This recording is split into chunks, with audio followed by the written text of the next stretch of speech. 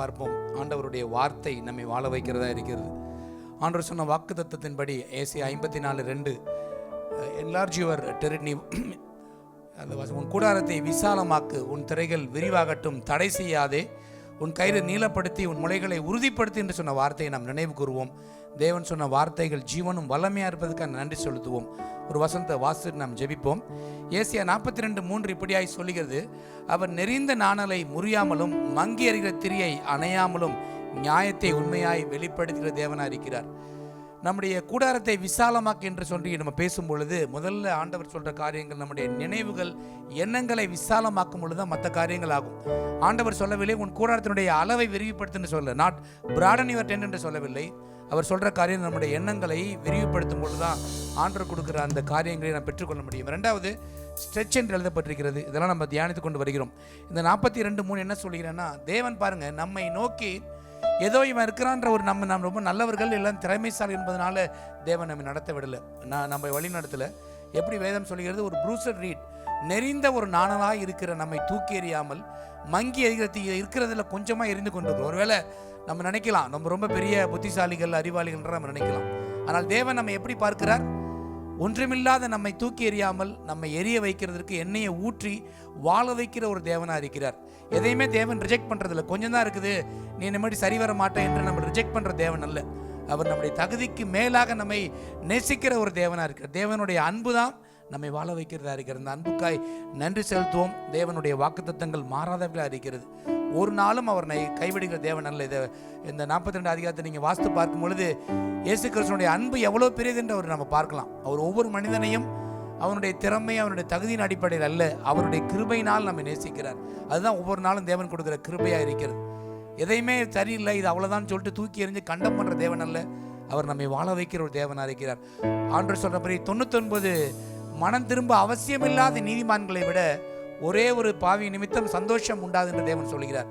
இந்த நேரத்தில் நம்முடைய மனதை நம்முடைய இருதயத்தை ஆண்டவர் நேராக ஒப்புக் கொடுக்கும் பொழுது அங்கே தான் சந்தோஷம் சமாதானம் வருகிறதா இருக்கிறது. தேவன் யாரையும் எப்பேற்பட்ட மனிதனையும் எடுத்து பயன்படுத்த முடியும். மத்தேயுல நான் வாசிக்கிறோம், ஆவியில் எளிமை உள்ளவர்கள் பாக்கியம் என்று வாசிக்கிறோம். அப்படின்னா என்ன, ஆவியில் எளிமை என்பது நம்மள்ட்ட என்ன இருக்குன்றது அல்ல, எதை எல்லாவற்றையும் விட்டு ஆண்டவர்கிட்ட போய் ஆண்டவரே என்னுடைய திறமை என்னுடைய காரியங்கள் அல்ல, நீர் ஆண்டவர் என்று ஒப்புக் கொடுக்கும் பொழுது அதுதான் ஆவியில் எளிமையாக இருக்கிறது. Lord we cling on you, உண்மை நம்பி தான் நாங்கள் வாழ்கிறோம் ஆண்டவரே.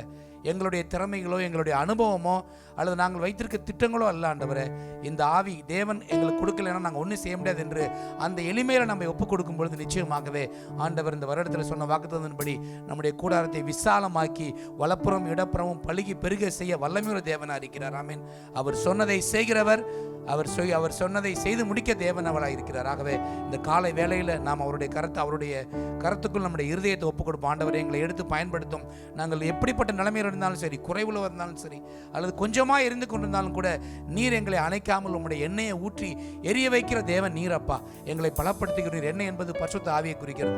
ஒருவேளை கண்களை மூடி நம்ம அப்படியே ஆண்டவர் நோக்கி பார்ப்போம். ஆண்டவரே, பலவீனமான எங்களை பலப்படுத்துகிறார் நீர். தாவீது சொன்ன பிரகாரம் உம்மாலே நான் ஒரு சேனைக்குள் பாய்வேன், உம்மாலே ஒரு மதிலை தாண்டுவேன். எங்களை பலப்படுத்துகிற ஆவியானவர் இந்த நாளில் ஆண்டவரே இந்த வாக்குத்தத்தங்களின் வாழ்க்கை நிறைவேற்றி கொடுக்க முடியாது நாங்கள் ஜெபிக்கிறோம்.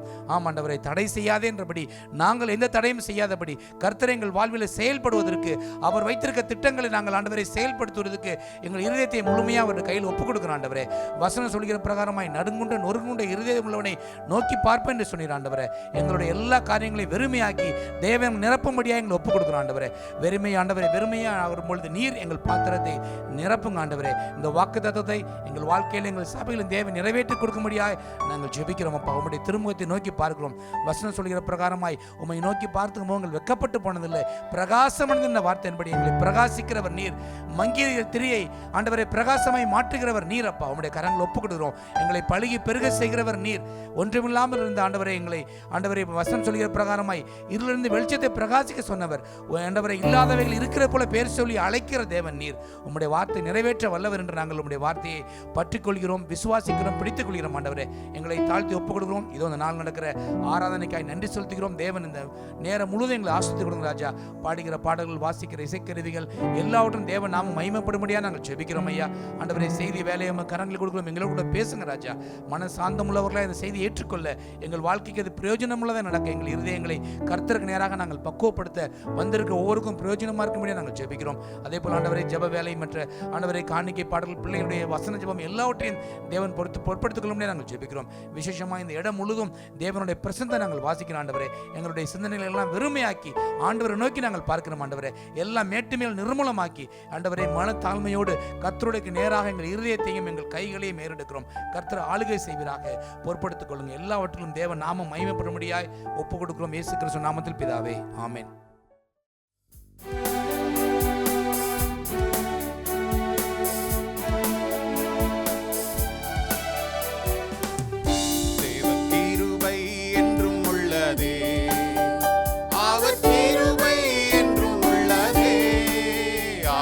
போற்றி துதித்து பாடி அல்லேலூயா என்றார் பரிப்போம். அவரை போற்றி துதித்து பாடி அல்லேலூயா என்றார் பரிப்போம். நெருக்கப்பட்டும் மடிந்திடாமல் கர்த்தர்தாம் நம்மை காத்ததாலே, நெருக்கப்பட்டும் மடிந்திடாமல் கர்த்தர்தாம் நம்மை காத்ததாலே, அவர் நல்லவர், அவர் வல்லவர், அவர் கிருபை என்றும் உள்ளதே.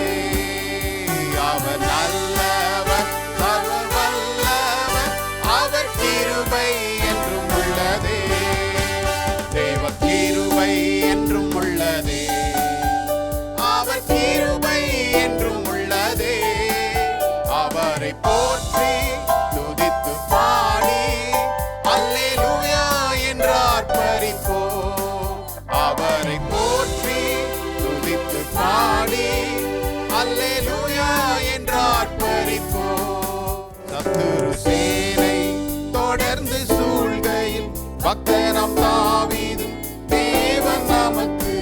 சத்துரு சேனை தொடர்ந்து சூழ்கையில் பக்தனாம் தாவீதின் தேவன் நமக்கு முன் சென்றாரே. அவர் நல்லவர், அவர் கிருபை என்றும் உள்ளதே. முன் சென்றாரே, அவர் நல்லவர், அவர் கிருபை என்றும் உள்ளதே. தேவ கிருபை என்றும் உள்ளதே, அவர் கிருபை என்றும் உள்ளதே. அவரை போற்றி துதித்து பாடி அல்லேலூயா என்றார் பரிப்போம். அவரை போற்றி துதித்து பாடி அல்லேலூயா என்றார் பரிப்போம். காரிருள் போன்ற கஷ்டங்கள் வந்தும் பாரினில் அவரின் பாதையில் ஒளியாய். காரிருள் போன்ற கஷ்டங்கள் வந்தும் பாரினில் அவரின் பாதையில் ஒளியாய். என்னை நடத்தினார் அவர் நல்லவர், அவர் கிருபை என்றும் உள்ளதே. என்னை நடத்தினார் அவர் நல்லவர், அவர் கிருபை என்றும் உள்ளதே. தேவ கிருபை என்றும் உள்ளதே, அவர் கிருபை என்றும் உள்ளதே. அவரை போற்றி துதித்து பாடி அல்லேலூயா என்றார் பரிப்போம். அவரை போற்றி துதித்து பாடி அல்லேலூயா என்றார் பரிப்போம். அல்லேலூயா. நான் நேசிக்கும் தேவன் இயேசு இன்றும் ஜீவிக்கிறார். அவர் நேற்றும் இன்றும் நாளை என்றும் மாறாதவர். அவர் நேற்றும் இன்றும் நாளை என்றும் மாறாதவர்.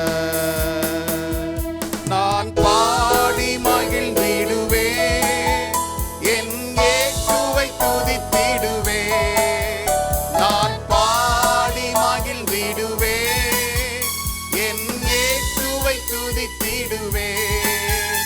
என் ஜீவிய காலமெல்லாம் அவர் பாதத்தில் அமர்ந்திருப்பேன். என் ஜீவிய காலமெல்லாம் அவர் பாதத்தில் அமர்ந்திருப்பேன். கடலாம் துன்பத்தில் தவிக்கும் வேளையில் படகாய் வந்திடுவார். கடலாம் துன்பத்தில் தவிக்கும் வேளையில் படகாய் வந்திடுவார். இருள் தனிலே பகலவனாய் இயேசுவே ஒளி தருவார். இருள் தனிலே பகலவனாய் இயேசுவே ஒளி தருவார்.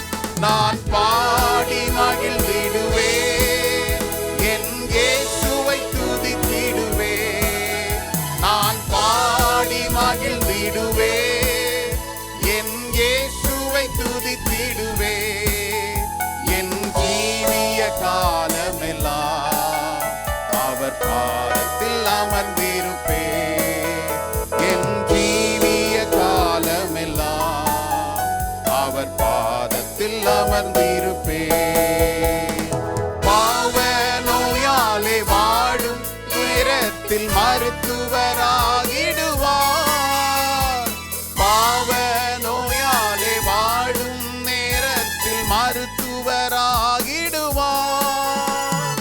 மயங்கி விழும் பசிதனிலே மன்னாவை தந்திடுவார். மயங்கி விழும் பசிதனிலே மன்னாவை தந்திடுவார். நான் பாடி மகிழ்ந்திடுவேன், என் இயேசுவை துதித்திடுவேன். நான் பாடி மகிழ்ந்திடுவேன், என் இயேசுவை துதித்திடுவேன். என் ஜீவிய காலமெல்லாம் அவர் பாதத்தில் அமர்ந்திருப்பேன். என் ஜீவிய காலமெல்லாம் அவர் அமர்ந்திருப்பேன். தூற்றும் மாந்தரின் நடுவில் எந்தனை தேற்றிட வந்திடுவார். தூற்றும் மாந்தரின் நடுவில் எந்தனை தேற்றிட வந்திடுவார்.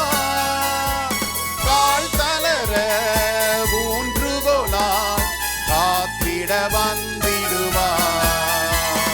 கால் தளர ஊன்றுகோலாய் காத்திட வந்திடுவார். நான் பாடி மகிழ்ந்திடுவேன், என் இயேசுவை துதித்திடுவேன். நான் பாடி மகிழ்ந்திடுவேன், என் இயேசுவை துதித்திடுவேன். என் ஜீவிய காலமெல்லாம் அவர் பாதத்தில் அமர்ந்திருப்பேன். என் ஜீவிய காலமெல்லாம் அவர் பாதத்தில் அமர்ந்திருப்பேன்.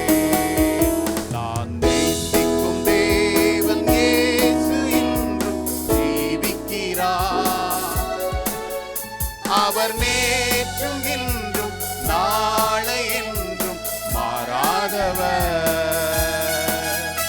அவர் நேற்றும் இன்றும் நாளை இன்றும் மாறாதவர். அல்லேலூயா. எத்தனை பேர் உண்மையிலே அதை உணர்ந்து பாடுனீங்கன்னு தெரியல. நான் நேசிக்கும் தேவன் இயேசு இன்றும் ஜீவிக்கிறார்.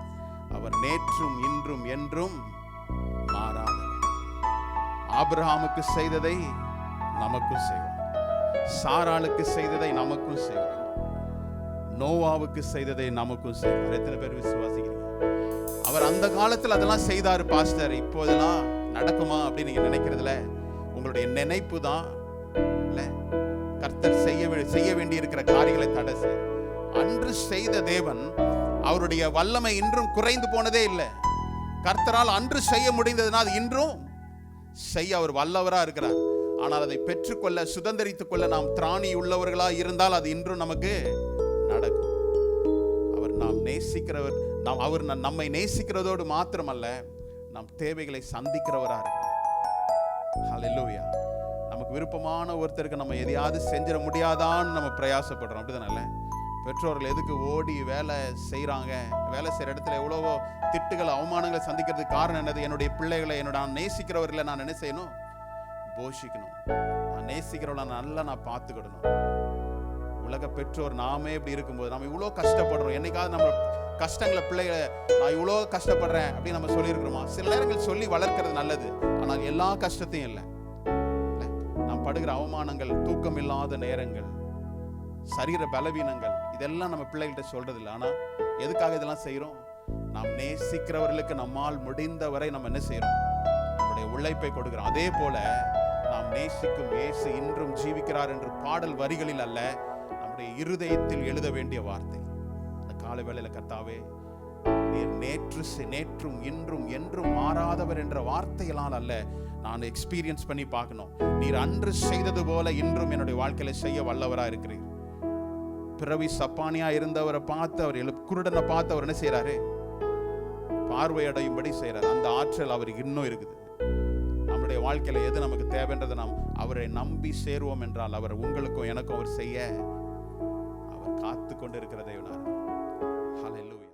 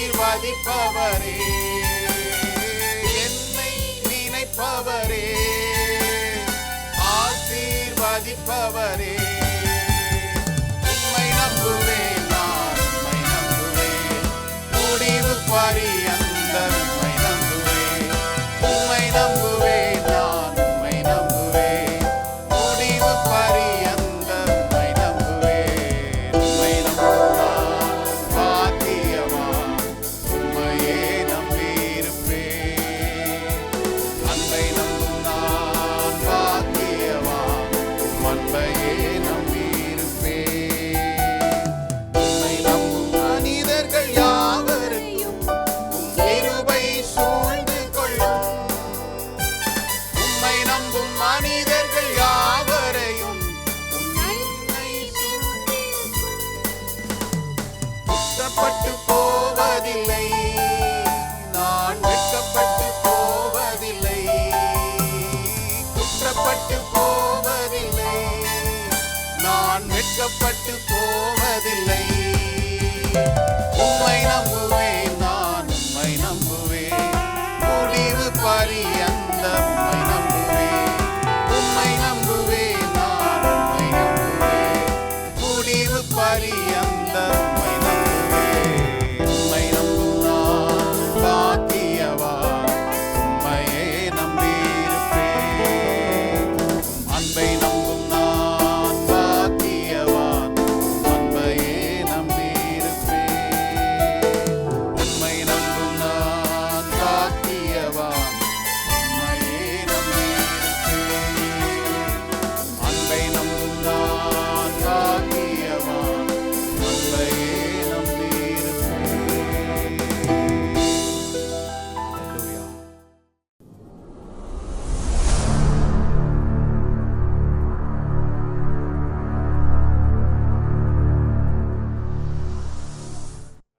புதிய நாளிலும் இந்த புதிய வாரத்திலும் துவக்கத்தில் அவருடைய சமூகத்தை தேடி வந்த உங்கள் ஒவ்வொருவருக்கும் கர்த்தர் இந்த நாளிலும் ஒரு புதிய கிருபைகளையும் வார்த்தைகளையும் அருளுவார் என்று சொல்லி நான் நம்புகிறேன்.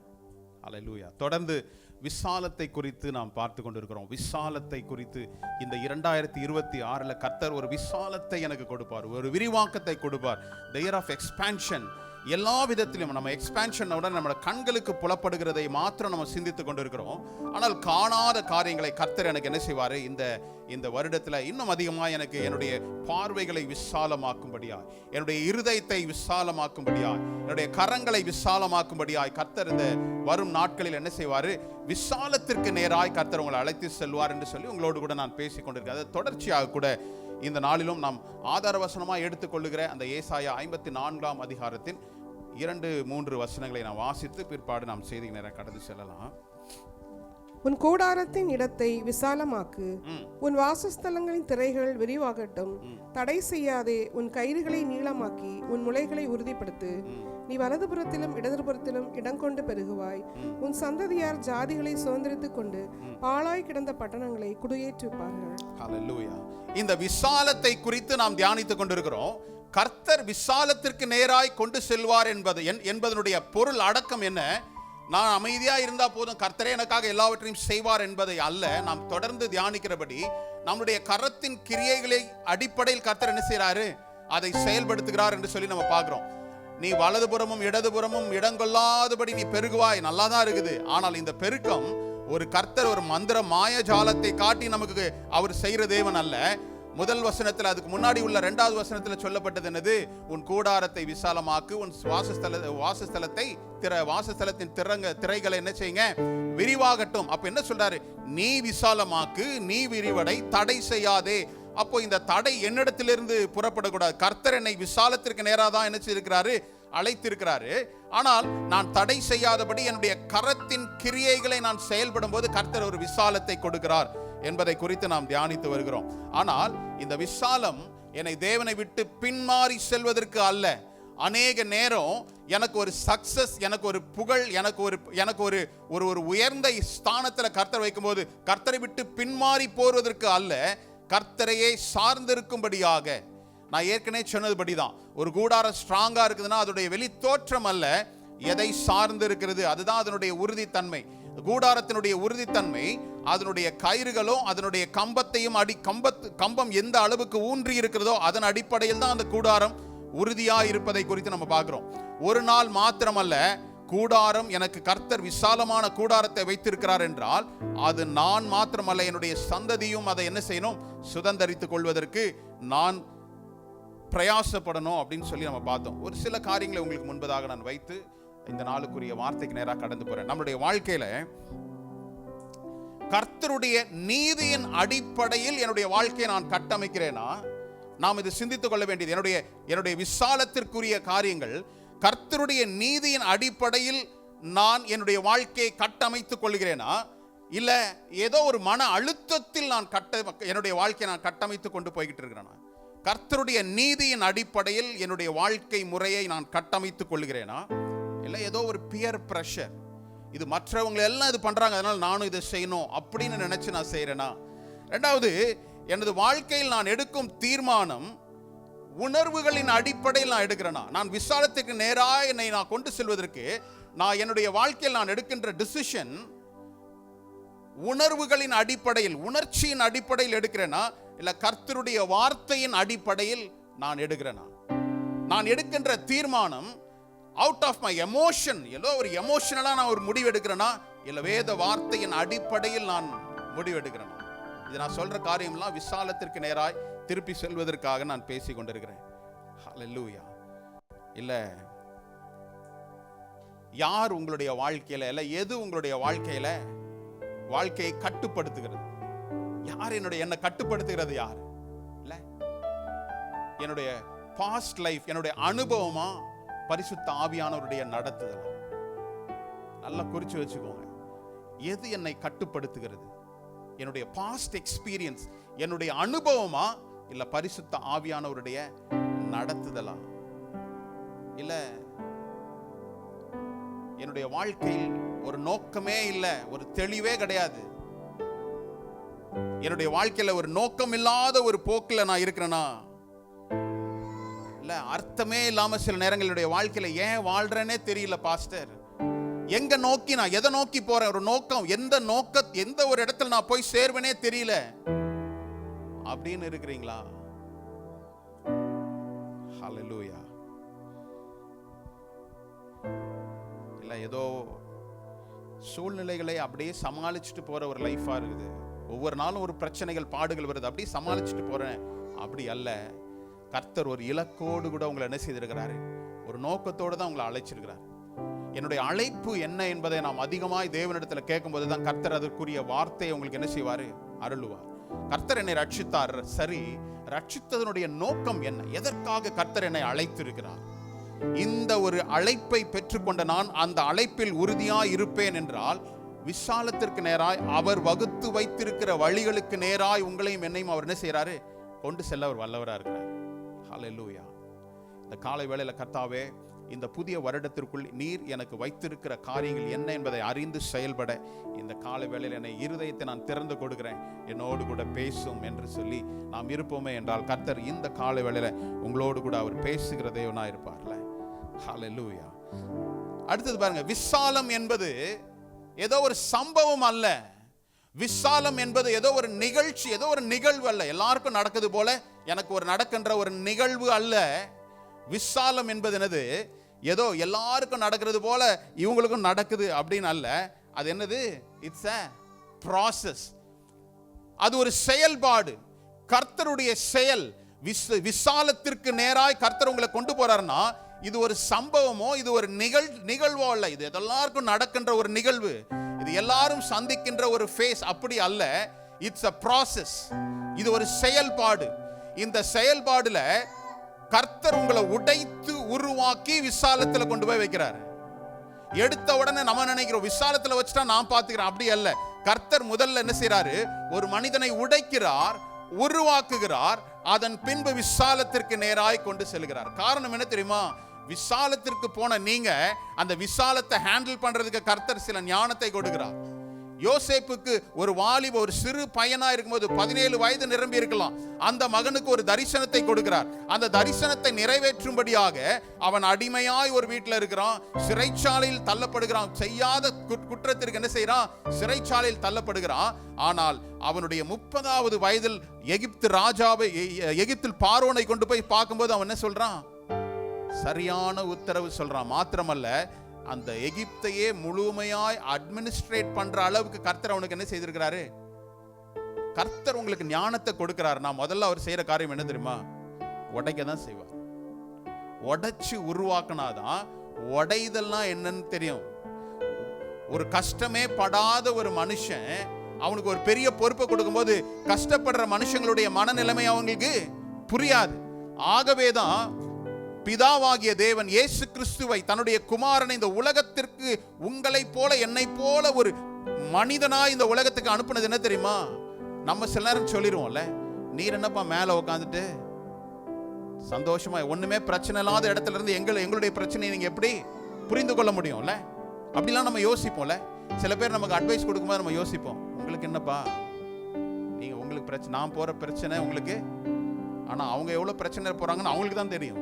இந்த உலகத்துல பிரச்சனையே இல்லாத மனுஷங்கள்னு ஒருவரும் கிடையாது. ஆனால் நாம் பிறருடைய பிரச்சனைகளையோ கஷ்டங்களையோ பாடுகளையோ உணர்றதில்லை. நம்மளுடைய பாடுகள் பெருசா தெரியறதுனால. காரணம் என்ன தெரியுமா? அதையே சிந்திச்சுட்டு இருக்கிறோம். எந்த ஒரு காரியத்தை நீங்க அதிகமாய் சிந்தித்து கொண்டே இருக்கிறீங்களோ அது உங்களுக்கு பெருசா தான் தெரியும். இது எப்படி கடக்க போறேன்? தேவனுடைய கரத்துல விட்டுட்டு அப்பப்போ உங்களுக்கு இந்த பிரச்சனைகள் வரும், தாட்ஸ்ல வரும், அப்பப்போ எண்ணங்கள்ல வரும். இது எப்படி சமாளிக்க போற? நான் பாத்துக்கிறேன் அப்படின்னு கர்த்தர் சொல்லியிருக்கிறார். அப்படின்னு நீங்க என்ன செய்யணும்? விட்டுட்டு போகணும். இது எப்படி பண்றதுன்னு நீங்க யோசிக்க ஆரம்பிச்சீங்கன்னா, எதை நீங்க தியானிக்கிறீங்களோ அந்த தியானம் உங்களுக்கு ஒரு பெரிய மலையாய் மாறும். ஆகவேதான் இயேசுவானவர் சொல்றாரு, கடுகளவு விசுவாசம் இருந்தாலும் நீ சிந்தித்து கொண்டிருக்கிற மலை போல பிரச்சனை என்ன செய்யும்? கடுகளவு விசுவாசம் தான் மலையளவு உள்ள பிரச்சனைய கம்பேரிசனை பாருங்க. கர்த்தர் எப்பொழுதுமே பெரிய காரியத்தை கொண்டு சமாளிப்பது அல்ல. பெரிய காரியமா இருந்தாலும் சிறிய காரியத்தை கொண்டுதான் அவர் என்ன செய்வாரு? ஜெயத்தை கட்டளையிடுகிறார். உங்களுக்குள்ள இருக்கிற ஒரு சிறு விசுவாசம் தான் விசாலத்திற்கு நேராய் கொண்டு போகும். இங்க ஏற்கனவே சொல்லிட்டாரு, உன்னுடைய கூடாரத்தை விசாலமாக்கு, உன்னுடைய வாசஸ்தலத்தின் திரைகளை விரிவாக்கு, தடை செய்யாதே. அதுதான் என்னுடைய எம்பசிஸா இருக்குது இந்த வார்த்தை. இதனால அவர் வைத்திருக்கின்ற காரியத்திற்கு நான் தடையாய் இல்லாமல் இருந்தால் விசாலத்திற்கு நேராய் போவது சுலபமான காரியம். ஹல்லேலூயா. என்னென்ன விசாலம் இப்போ உங்க ஒவ்வொரு இடத்துலையும் நான் கேட்கும்போது உங்களுடைய விசாலம் ஒவ்வொருத்தருடைய பாயிண்ட் ஆஃப் வியூ வேற இருக்கும், ஒவ்வொருத்தருடைய தேவைகள் வேறையா இருக்கும். ஆனா எல்லா தேவைகளையும் கர்த்தர் என்ன செய்கிறாரு? அறிந்திருக்கிறார். ஆகவேதான் நம்ம பாடமப்பா, அவர் நேற்றும் இன்றும் என்றும் மாறாதவர். நேற்று செய்த தேவன் பழைய ஏற்பாட்டில் தீர்க்கதரிசி மூலமாக, லேவியர்கள் மூலமாக, ஆசாரியர்கள் மூலமாக, நியாயாதிபதிகள் மூலமாய் செய்த தேவன் இன்றும் அவருடைய வல்லமை என்ன செய்யல? குறுகி போகவே இல்லை. உங்களுடைய சூழ்நிலைகளை குறித்தோ, பிள்ளைகளை குறித்தோ, வேலையையோ, உங்களுடைய பலவீனங்களை குறித்தோ நீங்க கர்த்தரிடத்தில் உண்மையாய் விசுவாசித்தவர்களா இருந்தா பலவீனனும் பலவான் என்று சொல்வான் என்று வேதம் சொல்லுது. ஹல்லேலூயா. பவுல் சொன்னா, எனக்கு நிறைய எல்லா இடத்துக்கும் போற, எல்லாம் பண்றேன், ஆனா எனக்குள்ள ஒரு பிரச்சனை இருக்குதே, இது எப்படி இது எப்போ என்னை விட்டு நீங்கும் அப்படின்னு கேட்கும்போது அவர் சொல்றாரு, இந்த பிரச்சனையெல்லாம் விடு, நான் உன்னை என்ன செய்வேன்? என்னுடைய கிருபை உனக்கு. இன்னைக்கு பாடின பாட்டில் எல்லாம் கிருபை தான் இருக்கு. எத்தனை பேர் அதை உணர்ந்தீங்களோ? புதிய கிருபையில கர்த்தர் உங்களுக்கு கொடுக்கணும்னு நினைச்சாருன்னா உங்களுடைய பிரச்சனைகள், பாடுகள் எல்லாமே என்னது? அப்படி ஓரமா சின்னதா இருக்கும். கிருபை அது பெருசா தெரியும். எப்போ என்னுடைய பிரச்சனையை நான் அதிகமா பார்க்கணும், பிரச்சனை பெருசா இருக்கும். கிருபை, கர்த்தாவே இன்னும் கொஞ்சம் கொடுங்க, கிருபை இன்னும் வேணும், கிருபை தாருமே. இந்த பாட்டு பாடிக்கிட்டே தான் இருப்போம். கர்த்தர் ஏற்கனவே உங்களுக்கும் எனக்கும் என்ன செய்திருக்கிறாரு? நம் தேவைக்கு அவர் கிருபையை தந்திருக்கிறார். அதை பயன்படுத்தும் போது தான் அந்த கிருபை நமக்குள் பெருகும். அப்போ தேவன் ஒரு ரெண்டு குறிப்புகளை இல்ல, 2 எடுத்துக்காட்டுகளை சொல்லிட்டு நான் செய்திக்கு நேராக கடந்து போலாம்னு நினைக்கிறேன். முதல்ல பாருங்க, தேவனுடைய ஊழியர்கள், தேவனுடைய மனிதர்களுடைய குடும்பங்களை கர்த்தர் என்ன செய்றாரு? விசாலமாக்குறார். கர்த்தரை முழுமையாய் பின்பற்றுகிற தேவ ஊழியர்கள், தேவனுடைய ஜனத்தை, தேவனுடைய மனிதனை கொண்டு அவனுக்கு மாத்திரமல்ல அவனுடைய சந்ததிக்கும் ஒரு பெரிய விசாலத்தை கர்த்தர் வைத்திருக்கிறார். ஹல்லேலூயா. எடுத்துக்கொள்ள பாருங்க, ஆதியாகமம் 26ஆம் அதிகாரத்தில் 2ஆம் வசனத்தை படிக்கலாமே. கர்த்தர் அவனுக்கு தரிசனமாகி, நீ எகிப்துக்கு போகாமல் நான் உனக்கு சொல்லும் தேசத்திலே குடியிரு. பிரச்சனை என்ன ஆகுது? கர்த்தரால் தெரிந்து கொள்ளப்பட்ட சந்ததி தான், தேவனால் அழைக்கப்பட்ட மகனுடைய வாழ்க்கையில் சம்பவிக்கின்ற காரியம்தான். கர்த்தர் அழைத்தார், அவனுக்கு ஒரு குமாரனை கொடுத்தார், அவன் இருக்கின்ற தேசத்தில் பஞ்சம் உண்டாச்சு. அவனும் அவனுடைய தகப்பனை போல யோசித்தான், நானும் எகிப்துக்கு போலான்னு யோசிக்கிறான். அப்போ கர்த்தர் சொல்றார், நீ என்ன செய்ய? எகிப்துக்கெல்லாம் போவனா, நான் சொல்லுகிற தேசத்துல நீ என்ன செய்ய? குடியிரு அப்படின்னு சொல்றாரு. கர்த்தர் அவனுக்கு தரிசனமாகி, இந்த வார்த்தை ஞாபகம் வச்சுங்க, 2வது வசனத்துல கர்த்தர் தரிசனமாறாரு. அவர் சொல்றாரு, நீ இந்த தேசத்தை விட்டு என்ன செய்யாதப்பா, நீ எங்கும் போவாத, இந்த தேசத்திலேயே இரு அப்படின்னு சொல்லி சொல்றாரு. 3வது வசனம், இந்த தேசத்திலே குடி வாசம் பண்ணு, நான் உன்னோட கூட இருந்து உன்னை ஆசீர்வதிப்பேன், நான் உனக்கும் உன் சந்ததிக்கும் இந்த தேசங்கள் யாவையும் தந்து உன் தகப்பனாகிய ஆபிரகாமுக்கு நான் இட்ட ஆணையை நிறைவேற்றுவேன். ஹல்லேலூயா. அவர் சொல்றாரு, நீ இந்த தேசத்திலே இரு, நான் உன்னோடு. சொல்ல மாட்டேங்கிறீங்களே, அது அவனுக்கு தானே பாஸ்டர் சொல்லியிருக்காங்க, எனக்கா சொல்லியிருக்காங்க. அப்படி நினைச்சீங்கன்னா அது அப்படிதான். பைபிளை, வேதத்தை ஒரு ஸ்டோரி புக் மாதிரி படிச்சீங்கன்னா இட்ஸ் a ஸ்டோரி புக் தான். ஒரு ஹிஸ்டரி புக் மாதிரி படிச்சீங்கன்னா இட்ஸ் a ஹிஸ்டரி புக். ஆனா இந்த வேத வசனம் எனக்காக எழுதப்பட்டது என்பதை நீங்க உணர்ந்து படிக்கும் போது தான், ஒரு வார்த்தையை நீங்க படிக்கும் போது எனக்குள்ளது கர்த்தர் செயல்பட முடியும். கடமைக்காக அல்ல, இது என்னுடைய வாழ்க்கை, என்னுடைய உயிர் அப்படின்றத நினைச்சு படிக்கும் போது தான் கர்த்தர் உங்களோடு கூட இடைப்படுவதை நீங்க உணர முடியும். இங்கு சொல்லப்பட்டது என்னவோ, அவனுடைய ஆபிரகாமுடைய குமாரனாகிய ஈசாக்கு கொடுத்தப்பட்டது. அவர் சொல்றார், கர்த்தர் தரிசனமாகி, நீ வேற தேசத்துக்கு போகாத, இங்கே இரு. அவன் சொல்றேன், நீங்க இருக்கின்ற ஆபீஸோ, நீங்க வேலை சென்ற அலுவலகமோ உங்களை ஆசீர்வதிக்கல, கர்த்தர் தான் உங்களை ஆசீர்வதிக்கிறார். ஆபிரகாமுக்கும் அதே தான் சொன்னார். லோத்தை குறித்து பார்க்கும்போது அவன் கண்களை ஏறெடுத்து பார்த்தான். அவன் சமபூமியா இருக்கின்ற நல்ல ஒரு செழிப்பான பூமியை பார்த்துட்டு அங்கதான் எனக்கு ஆசீர்வாதம் போனான். ஆனால் ஆபிரகாமோ தன் கண்களை வானத்திற்கு அண்ணாந்து பார்த்தான். நாம் எங்கு இருப்போன்றது, நாம் எங்கு இருந்த ஆசீர்வாதம் என்பதை தீர்மானிக்கிறது நம்மளுடைய வேலை அல்ல, படிப்பு அல்ல, கர்த்தர் தான். அல்லேலூயா. பஞ்ச நேரம் தான், பஞ்ச காலம் தான். ஆனால் அவர் சொல்றாரு, தரிசனமாகி, அவர் சொல்றாரு 2வது வசனத்துல தரிசனமாகி நீ வேற இடத்துக்கு போகாத, நான் இங்கே இருன்னு சொல்லி அவர் சொல்றாரு. இந்த தேசத்திலே வாசம் பண்ணு, நான் உன்னோடு கூட இருக்கிறேன். நான் உனக்கும் உன் சந்ததிக்கும் இந்த தேசத்தை யாவையும் தந்து உன், இதுதான் முக்கியம், உன் தகப்பனாகிய ஆபிரகாமுக்கு நான் இட்ட ஆணையை, என்னுடைய நான் தேவனுக்கு உத்தமமாய் நடந்தா கர்த்தர் எனக்கு வாக்குத்தத்தம் பண்ணினதை எனக்கு மாத்திரமல்ல என்னுடைய பிள்ளைகளுக்கும் அதை செய்ய அவர் போதுமானவரா இருக்கிறார். நாளைக்கு ஜெனரேஷன் எப்படி இருக்கும்னு நமக்கு தெரியாது. இன்னொரு 5 வருடத்தில் இந்த உலகம் எதை சந்திக்க போகுதுன்னு நமக்கு தெரியாது. ஆனால் ஒன்று உறுதியான காரியம் என்னது, என் பிள்ளைகளை, என்னுடைய சந்ததியை, நம்முடைய சந்ததியை கர்த்தர் என்ன செய்வாரு, அவருடைய சொன்ன வாக்குத்தத்தத்தின்படி அவர் நிறைவேற்ற வல்லவராக இருக்கிறார். ஹல்லேலூயா. பிரச்சனைகள் வந்தது. ஈசாக்கு இருந்த இடத்துல ப்ராப்ளம், அவன் பஞ்சத்தை சந்திச்சான். ஆனால் கர்த்தர் அவனுக்கு தரிசனமானார். ஆபிரகாமுக்கு சொன்னது மாத்திரமல்ல, நான் சொல்றேன், நம்மளுடைய வாழ்க்கையில கர்த்தர் நம்மோடு கூட தனிப்பட்டு இடைப்பட விரும்புகிறதா இருக்கிறார். Is a personal God. பர்சனலா உங்களோடு, எங்களுடைய அப்பா அம்மா ரொம்ப தெய்வீக பக்தியா இருப்பாங்க, அவங்க போதும் எனக்கு, அவங்க எனக்காக ஜெபம், அப்படி இல்லை. உங்களுடைய கமிட்மெண்ட்டை கர்த்தர் என்ன செய்யறாரு பார்க்கிறார். ஈசாக்கை சந்தித்து நீ இங்கே இருன்னு சொன்னாரு, அவனும் இருந்தான். அவன் இருந்து என்ன செய்யறான், பல காரியங்களை கர்த்தர் அவனுக்கு சொன்னார். உன் தகப்பனாகிய ஆபிரகாமுக்கு நான் செய்த ஆணையிட்ட வார்த்தை நான் நிறைவேற்றுவேன் என்று சொல்லி எல்லாம் பல காரியங்களை செய்துட்டாரு.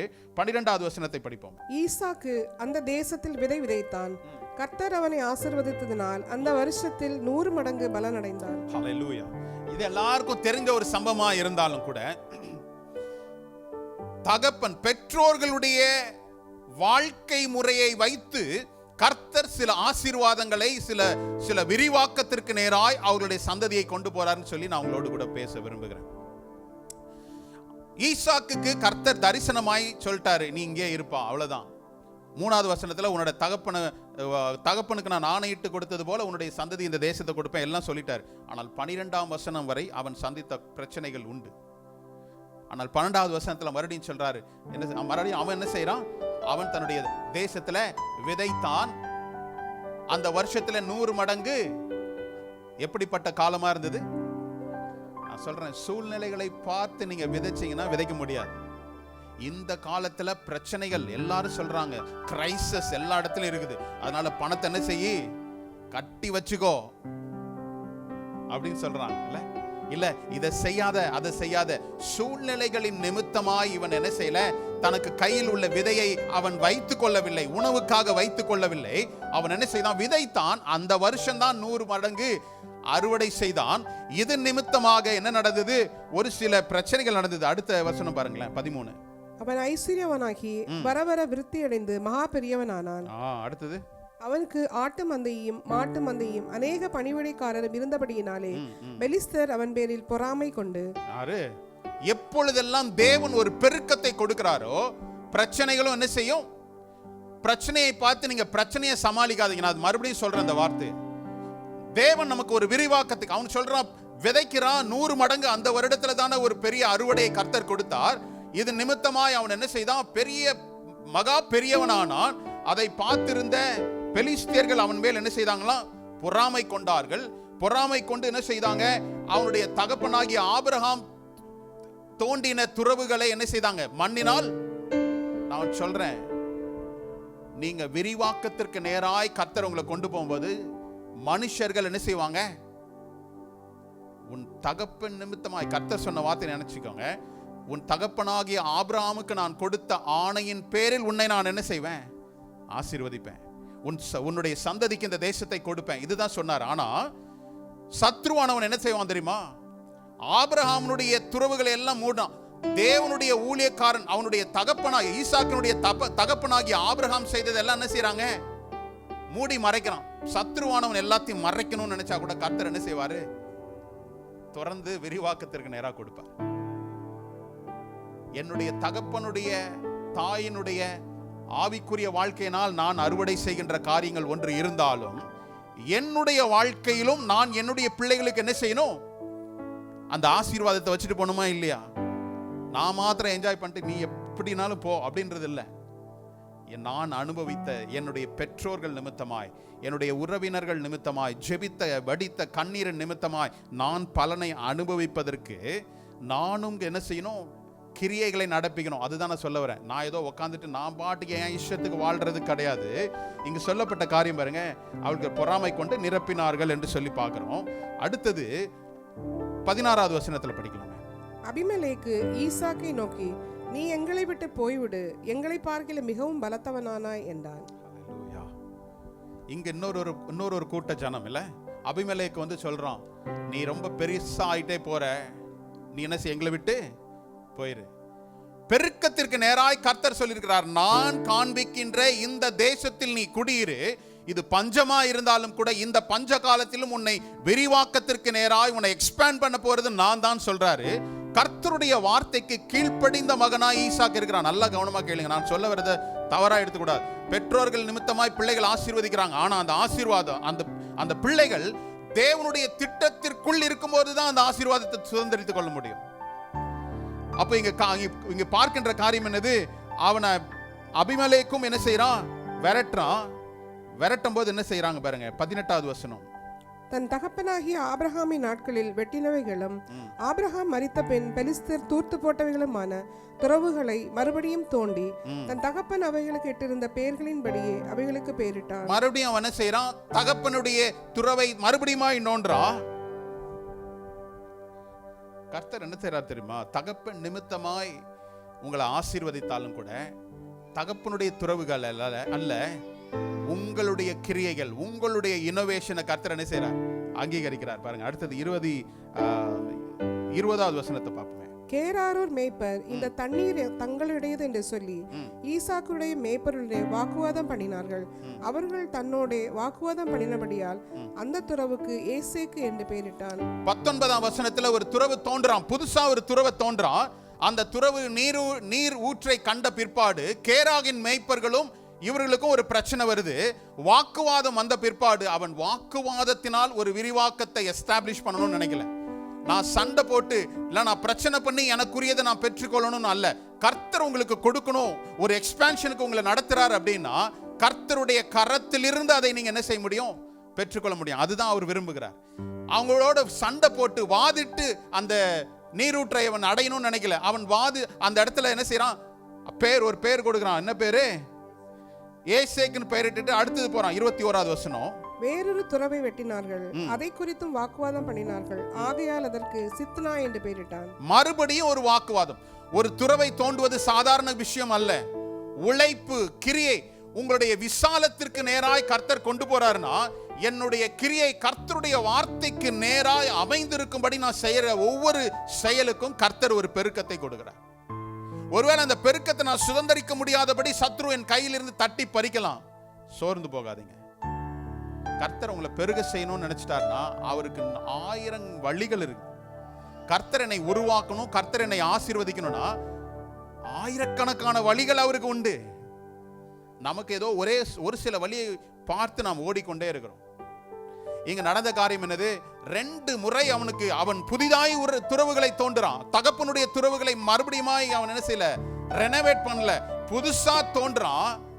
கர்த்தர் அவன் அந்த நீர் வருது, நீர் ஊற்றை கண்ட பிற்பாடு அவனுக்கு சத்ருவானவன் அதை என்ன செய்யறாங்க? வாக்குவாதம் பண்றான். இவன் அடுத்து போறான். அடுத்த வசனத்தை படிப்போம். பின்பு அவ்விடமிட்டு பெயர்ந்து போய் வேறொரு துறவை வெட்டினான், அதை குறித்து அவர்கள் வாக்குவாதம் பண்ணவில்லை. அப்பொழுது அவன், நாம் தேசத்தில் பலுகும்படிக்கு இப்பொழுது கர்த்தர் நமக்கு இடம் உண்டாக்கினார் என்று சொல்லி அதற்கு ரெஹபாத் என்று பெயரிட்டான். ஹல்லேலூயா. மறுபடியும் தோண்டின துறவுலையும் என்ன செய்து கர்த்தர் வாய்க்க பண்ணினார். தோண்டப்பட்ட துறவுகளில் எல்லாவற்றிலும் தண்ணி இருக்கணும்னு அவசியம் இல்லை, ஆனால் இவன் தோண்டுகிற துறவுகளில் தண்ணி இருக்குது. இந்த முறை அவன் பார்க்கிறான், வேறு துறவை வெட்டின பிறப்பு அதை குறித்து அவர்கள் வாக்குவாதம் பண்ணல. அப்பொழுது அவன் தாம் தேசத்தில் பலுகும்படி கர்த்தர் நமக்கு, இன்னைக்கு சொல்றேன், கர்த்தர் உங்களுக்கு என்று வைத்திருக்கிற இடத்தை அவர் நீங்க என்ன செய்வீங்க? சுதந்திரிப்பீர்கள். இதுவரை என்னுடைய வாழ்க்கையில போராட்டம் பிரச்சனையா தான் இருக்குது பாஸ்டர். இதெல்லாம் நான் செய்யணும்னு நினைக்கிறேன், இதெல்லாம் எனக்கு வேணும்னு நினைக்கிறேன், இதெல்லாம் எனக்கு கிடைக்கல. ஆனா கர்த்தர் ஒரு வாய்ப்பை, ஒரு இடத்தை உங்களுக்கு என்ன செய்வாரு? உண்டு பண்ணுவார் என்று சொல்லி அதற்கு என்ன பேரிட்டானா? ரெஹோபோத். கர்த்தர் எனக்கு ரெஹோபோத்தை கொடுத்தார், எனக்கு ஒரு பெருக்கத்தை, நான் எனக்கு ஒரு இடத்தை என்ன செய்யறாரு? என்னது? விசாலமாய் நான் பலுகி பெருகும்படி விசாலமாய் கொடுத்தார். அதுக்கு அப்புறமா தான் அதுக்கு என்ன செய்தான், பெயர்சிபா, அங்கே இருந்து பெயர்சிபாக்கு போனான். 24வது வசனத்தை படிப்போம். அன்று ராத்திரியிலே கர்த்தர் அவனுக்கு தரிசனமாகி, நான் உன் தகப்பனாகிய ஆபிரகாமுடைய தேவன், பயப்படாதே, நான் உன்னோடே கூட இருந்து என் ஊழியக்காரனாகிய ஆபிரகாம் நிமித்தம் உன்னை ஆசீர்வதித்து உன் சந்ததியை பெருக பண்ணுவேன் என்றார். ஹல்லேலூயா. எது நிமித்தமாய் கர்த்தர் ஆசீர்வதித்தேன் என்று சொல்றாரு? மறுபடியும் 24ஆம் அதிகாரத்துல கர்த்தர் என்ன செய்யறார்? அன்று ராத்திரியிலே கர்த்தர் அவனுக்கு எப்ப தரிசனமானார்? இதுக்கு முன்னாடி 2வது வசனத்துல. 2வது வசனத்துக்கும் 24வது வசனத்துக்கும் நடுவுல என்னது? அநேக பிரச்சனைகள். கர்த்தர் ஒரு வார்த்தையை சொல்லிட்டாரு, நீ இங்கே இருந்தா சொல்லிட்டார். தரிசனத்தில் சொன்னார் இல்ல, சொப்பனத்தில் இல்ல. சொப்பனம் கூட எப்படி? தூங்கும் போதுதான் நல்லா அயர்ந்து கண்ணெல்லாம் மூடினாதான் சொப்பனம் வரும். தரிசனம்னா என்னது?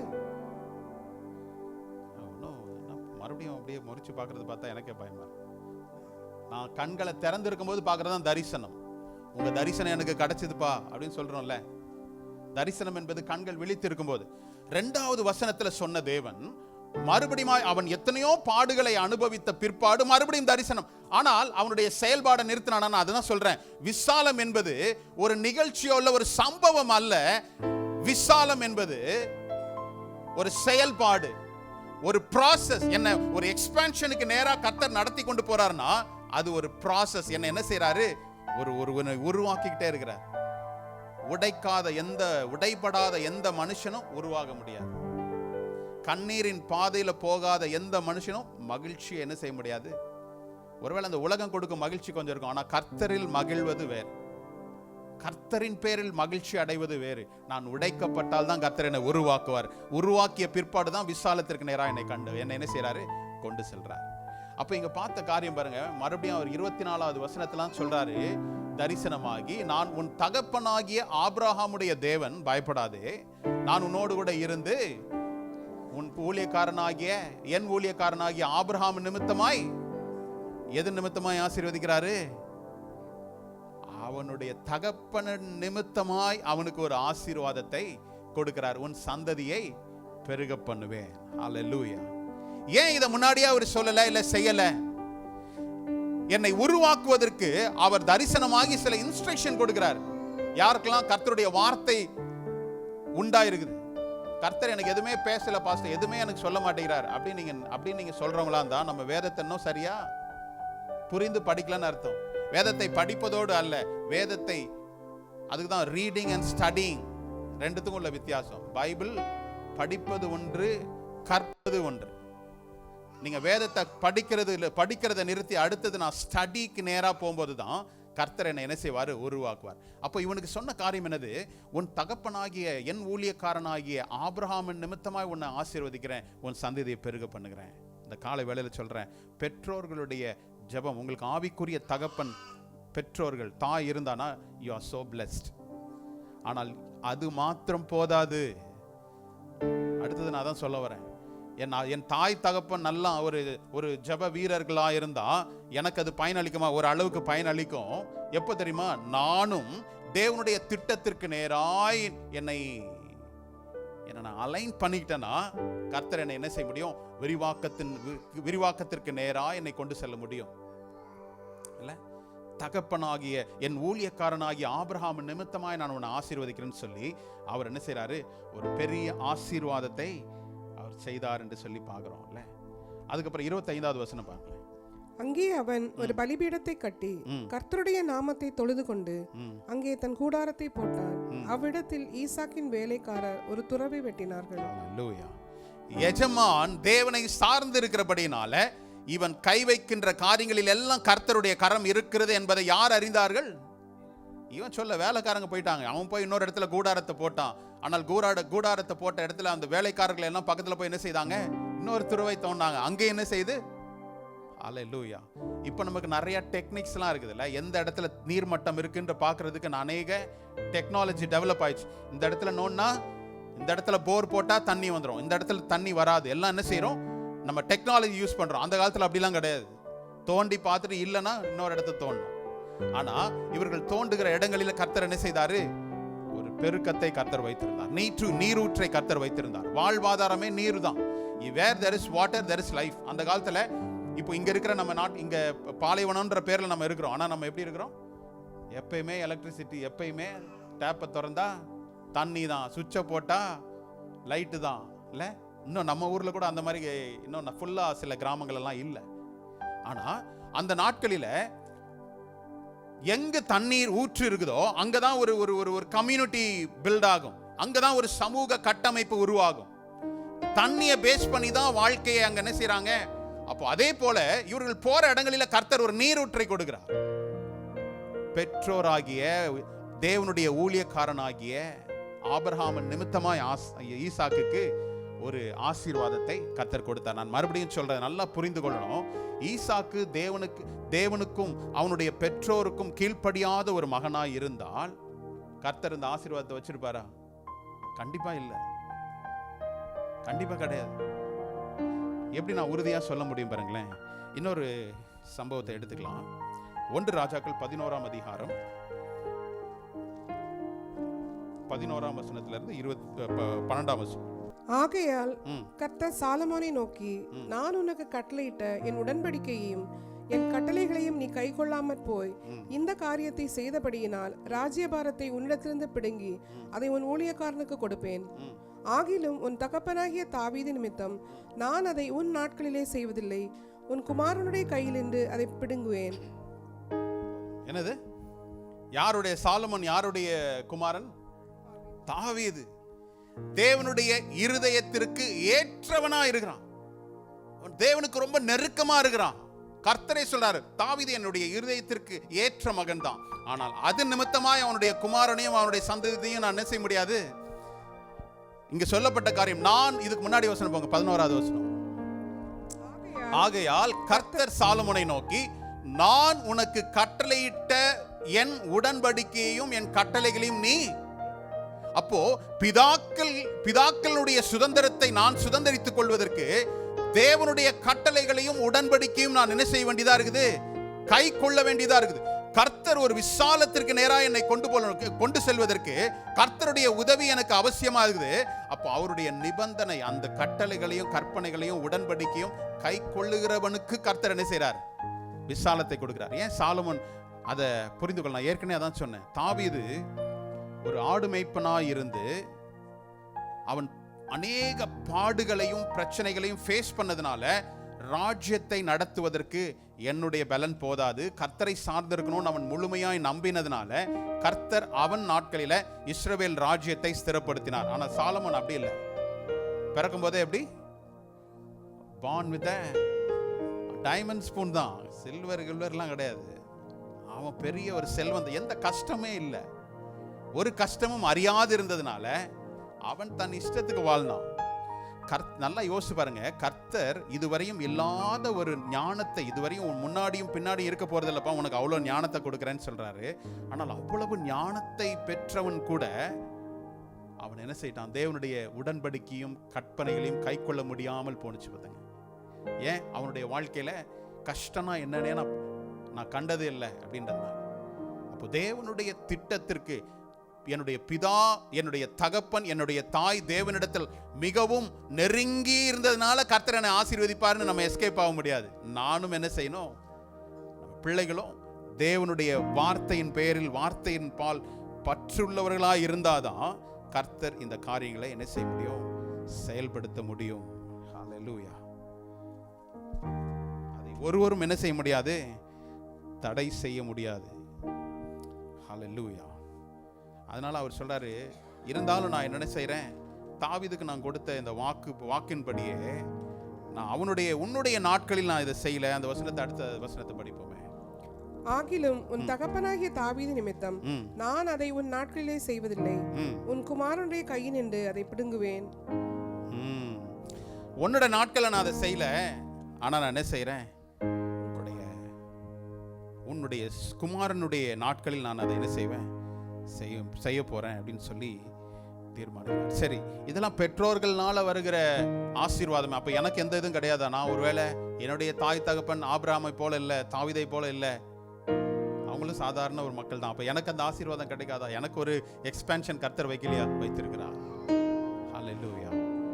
நம்மளுடைய சூழ்நிலைகளை மாத்திரம் நம்பி கர்த்தர் ஒரு இந்த சூழ்நிலை நல்லா இருக்குது, இந்த சூழ்நிலையை நான் பயன்படுத்திட்டா நான் எனக்கு ஒரு விரிவாக்கத்திற்கு நேராய் கர்த்தர் கொண்டு சொல்றார். அப்படி அல்ல. சூழ்நிலைகளை மாத்திரம் அல்ல, என்னுடைய விசுவாசமும் என்னுடைய கிரியைகளும், கர்த்தருடைய வார்த்தையும் என்னுடைய கிரியைகளையும் மாத்திரமே என்ன செய்யுது, என்னை ஒரு விரிவாக்கத்திற்கு நேராய் கொண்டு செல்லுது. சூழ்நிலைகளை கண்டு அல்ல. உலகம் சொல்லுது காற்றுள்ள போதே, ஆமா இதுதான் சான்ஸ், உனக்கு நல்ல மேனேஜர் நல்ல பழக்கமா இருக்கார், இப்பே நீ என்ன செய்ய, பயோடேட்டாவை அப்டேட் பண்ணி தெரிஞ்ச சாஃப்ட்வேர் எல்லாத்தையும் போட்டு அனுப்பு. என்னென்ன சாஃப்ட்வேர்லாம் நீ கேள்விப்படுறியோ அது எல்லாத்தையும் என்ன செய்ய, தெரியும் போட்டு அனுப்பு. அவர் உனக்கு நெருக்கமா இருக்கிறதுனால உனக்கு ஒரு ப்ரமோஷனை கொடுத்துருவார், ஒரு இன்க்ரிமெண்ட்டை கொடுத்துருவார். சூழ்நிலை நல்லா இருக்குது. ஆனா அந்த மேனேஜர் மாறிட்டாருன்னா மறுபடியும் அதில் பாதாளத்தில் கொண்டு போய் நிப்பாட்டிடுவாங்க. இல்லை அப்படிதானே? இல்லை, அதுதான் சூழ்நிலைகள் நம்மை விசாலத்துக்கு நேராக கொண்டு போறதில்ல.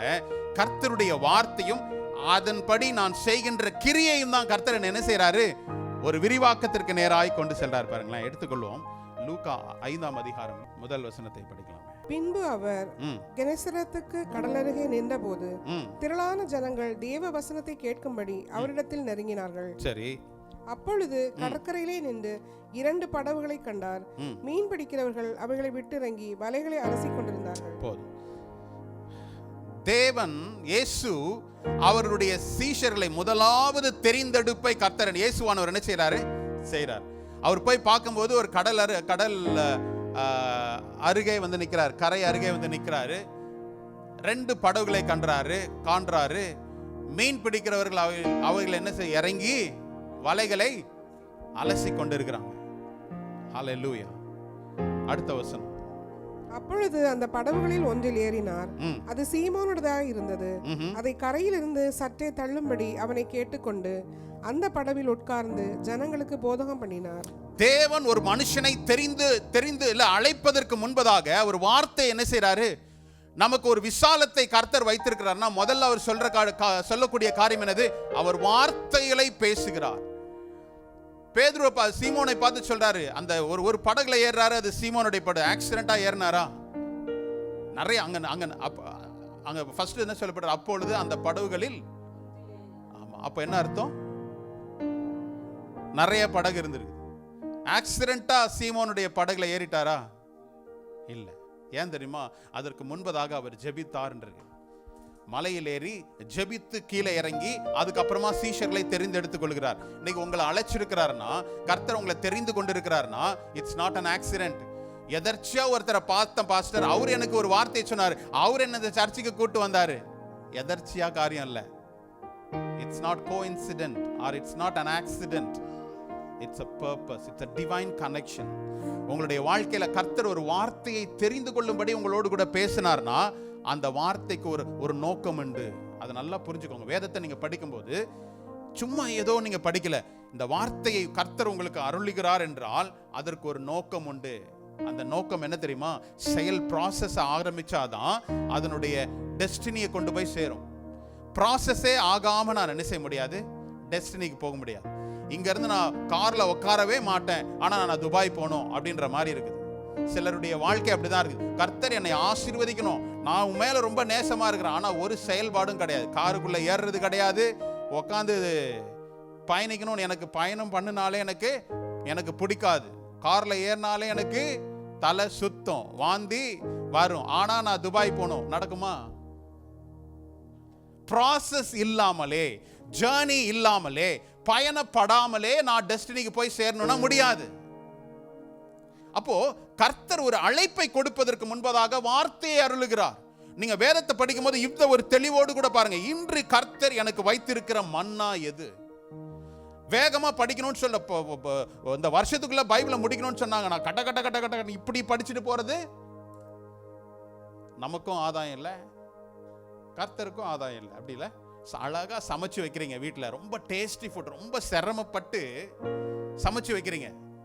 முன்னாடி உட்காந்து சாப்பாட்டே பார்த்ததே இல்லாத மாதிரி ஒரு விருந்தினரை கூப்பிட்டுருக்கீங்க, அவர் பாட்டு கப்பா கப்பா கப்பான்னு அடிச்சுட்டு அவர் பாட்டுக்கு அதை பற்றி பேசவே இல்லை உட்காந்துருக்காருன்னா உங்களுக்கு எப்படி இருக்கும்?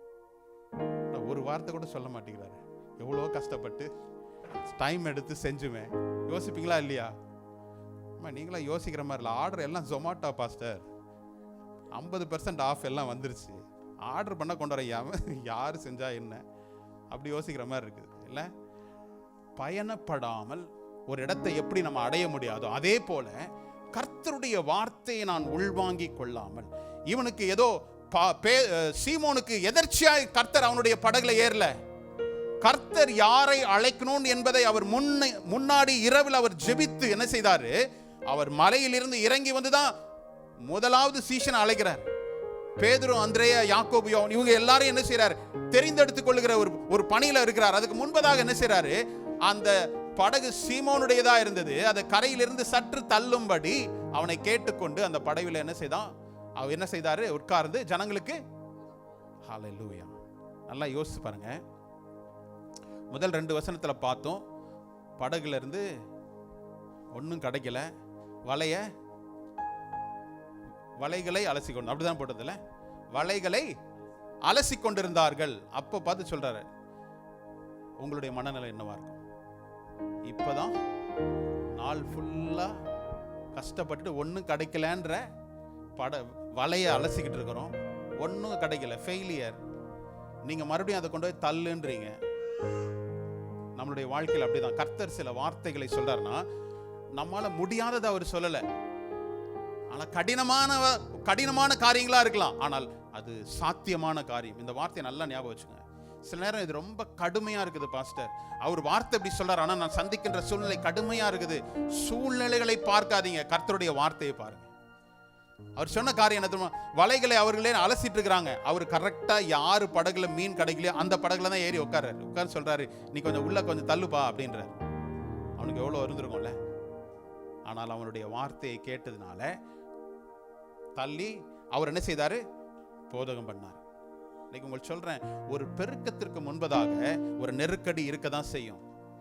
கர்த்தருடைய வார்த்தையை நான் கீழ்ப்படியும்படி நான் நினைக்கிறேன், அதுதான் நான் செய்யணும்னு நினைக்கிறேன். ஆனா எனக்கு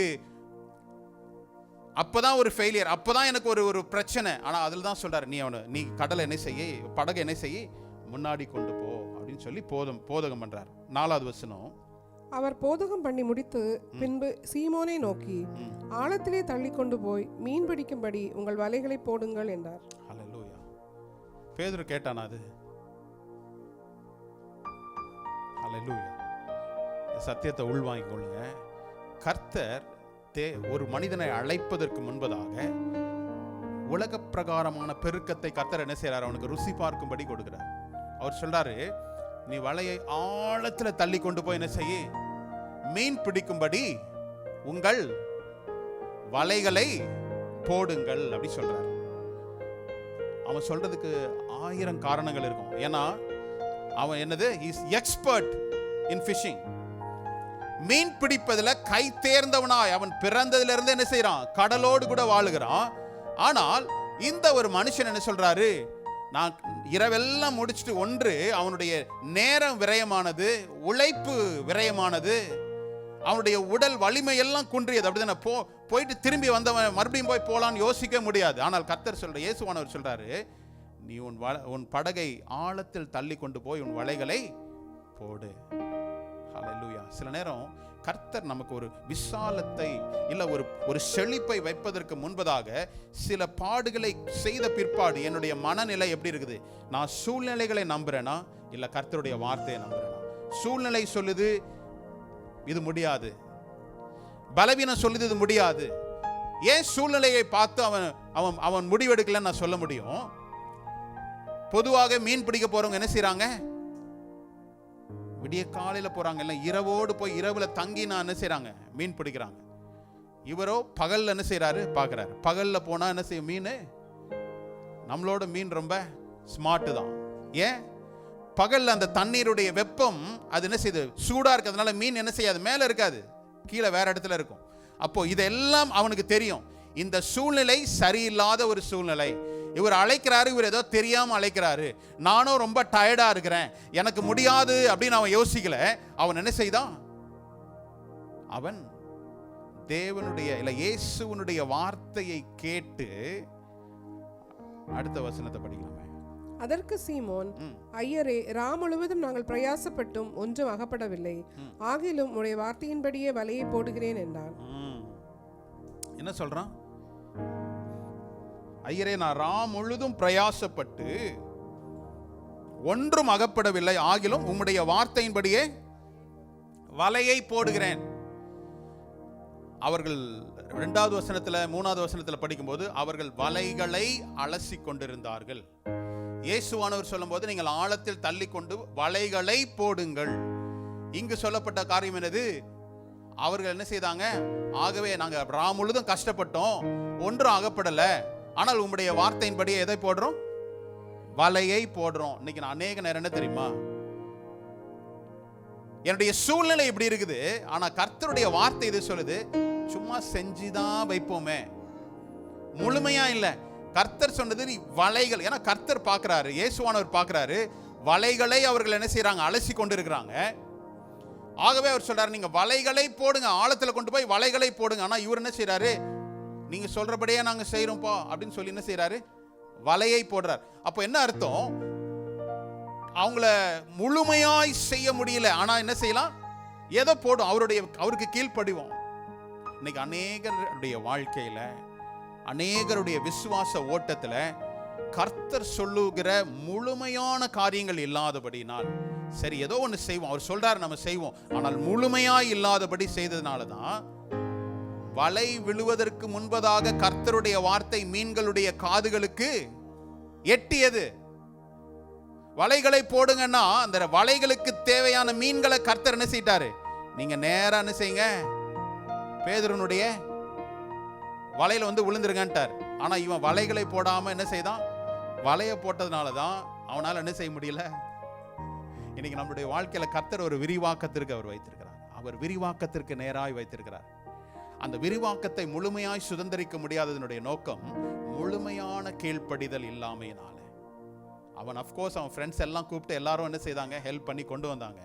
ஒன்று சொல்றேன் கேளுங்க, பேதுரு இல்லாம கப்பலை மட்டும் கர்த்தர் எடுத்துட்டு போய் செய்திருக்க முடியுமா? செஞ்சிருக்கலாம். அவருக்கு பேதுரு அவசியம் இல்லாம இருந்தா அவனை கூப்பிட்டுருப்பாரா? கர்த்தருக்கு நீங்கள் நானும் அவசியம். அவரை அல்லாமல் நாம் ஒன்றும் செய்ய முடியாது. தேவனை அல்லாமல் நாம் ஒன்றும் செய்ய முடியாது. நம்மை அல்லாமல் அவரும் ஒன்றும் செய்ய மாட்டார். கர்த்தர் ஏதோ ஒரு மனிதனை எதிர்பார்த்து தேடிக்கொண்டே இருக்கிறார். He is searching for a faithful man. நான் திறப்பின் வாசலில் நிற்கக்கூடிய ஒரு மனிதனை தேடுகிறேன் அப்படின்றார். என்ன அர்த்தம்? மனுஷன் இல்லாம அவர் செய்ய மாட்டாரு, ஆனா அவரை அல்லாமல் நம்மால் ஒன்றும் செய்ய முடியாது, கூடாது. ஹல்லேலூயா. இன்னொரு காரியம் பாருங்க, கப்பல் வேணா, அந்த படகு வேணா யாரு தான் இருக்கலாம்? பேதுரு தான் இருக்கலாம். ஆனா கடல் யாருது?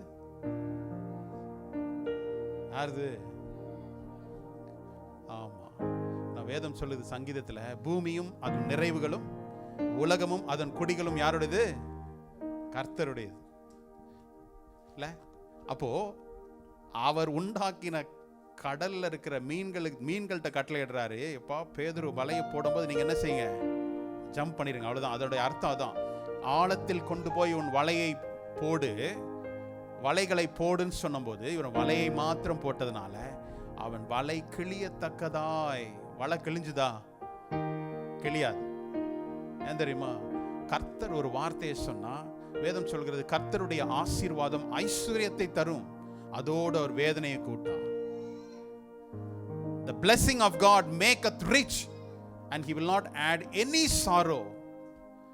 உலகமும் பூமியும் அதன் நிறைவுகளும் உலகமும் அதன் குடிகளும் கர்த்தருடையது. படகு வேணா பேதுருவோட தான் இருக்கலாம். இன்னைக்கு நான் சொல்றேன், உங்களுடைய பொசஷன்ஸ் உங்க பேர்ல இருக்கலாம், ஆனா எல்லாமே யாருடையது? நான் வைத்திருக்கிற வீடோ காரோ பணமோ எல்லாம் என்னுடைய பேர்ல இருக்கலாம். எவ்வளவு நாள் என் பேர்ல இருக்கும்? நான் உயிரோடு இருக்கிற வரையும் என் பேர்ல இருக்கும். மரித்த பிறப்பு யாருக்கு அது டிரான்ஸ்ஃபர் ஆகும்? பிள்ளைங்க பேர்லயேவா இருக்கும். அதுக்கப்புறம் என்ன செய்யும்? அப்ப நிரந்தரமா இருக்கக்கூடிய யாரோட பேர்ல? நான் கர்த்தருடைய பேர்ல இருக்குது அப்படின்னு நான் நினைக்கும் போது மட்டும்தான் ஐ எம் a steward. நான் அதுக்கு ஒரு மேனேஜ் பண்ற மாதிரி மேனேஜர் அப்படின்றத நம்ம உணர்ந்துட்டோம்னா, பெருக்கத்திற்கு எவ்வளவு பெருக்கத்திற்கு நேராய் கர்த்தர் உங்களை கொண்டு போனா கூட எந்த விதத்திலும் கர்த்தரை விட்டு நான் பின்மாறாதபடி கர்த்தரை என்ன செய்வேன்? சார்ந்து கொள்ள முடியும். சூழ்நிலைகள் விரோதமா தான் இருக்குது. நான் இப்பதான் என்னுடைய எக்ஸ்பீரியன்ஸ். மறுபடியும் என்னுடைய விசாலத்திற்கு தடை செய்கிற காரியம் என்ன தெரியுமா? என்னுடைய எக்ஸ்பர்ட்டி, இந்த ஏரியால எனக்கு எக்ஸ்பீரியன்ஸ் இருக்குது அப்படின்னு நம்ம நினைச்சோம்னா கர்த்தரால் அங்க என்ன செய்ய முடியாது? ஒன்றும் செயல்பட முடியாது. அப்போ இந்த விசாலம் என்பது இந்த ப்ராசஸ்க்கு நேராக என்னை கொண்டு போகும்போது கர்த்தர் என்னை இந்த ப்ராசஸ்ல என்ன செய்யறாரு? என்னுடைய எக்ஸ்பீரியன்ஸை உடைக்கிறாரு, என்னுடைய அனுபவங்களை உடைக்கிறாரு, என்னை உருவாக்கி என்ன செய்யறாரு? சுதந்திரத்துக்கு நேராய், சுதந்திரிப்பதற்கு நேராய் கொண்டு போறாரு.